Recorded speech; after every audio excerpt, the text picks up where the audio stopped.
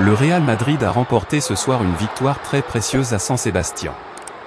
Un but unique d'Endrick a offert la victoire à l'équipe lors du match aller des demi-finales de la Coupe du Roi, mais la soirée du Real s'est assombrie à la 92e minute avec la blessure de Dani Ceballos.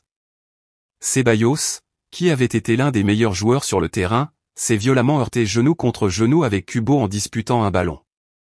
Il s'est effondré au sol, incapable de continuer, et a quitté le terrain en pleurant, aidé par l'équipe médicale du Real Madrid. Une scène triste qui a gâché la fête de la victoire. L'incident, qui semblait au départ anodin, a rapidement semé l'inquiétude. Ceballos s'est allongé sur la pelouse en frappant le sol avec son poing, clairement affecté. L'arbitre a immédiatement arrêté le jeu et demandé l'intervention des médecins. Dès ce moment, les sensations étaient négatives.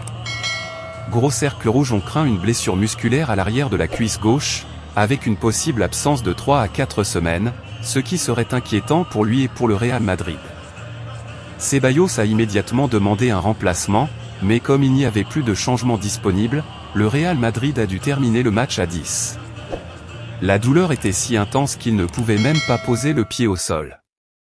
Escorté par 2 membres du staff médical, il a contourné le terrain en montrant des signes évidents de douleur à la jambe gauche.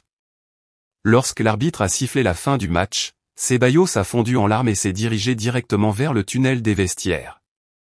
Dans les vestiaires, la situation s'est éclaircie, il souffre d'un problème musculaire et une période difficile s'annonce. Signe avertissement. Ancelotti, avec un air préoccupé en conférence de presse, a déclaré. Silhouette de tête qui parle, c'est dommage, mais il n'y a rien à faire. La blessure est survenue. Des tests seront effectués demain pour en savoir plus. Il y a un mauvais ressenti, et le calendrier à venir est très compliqué.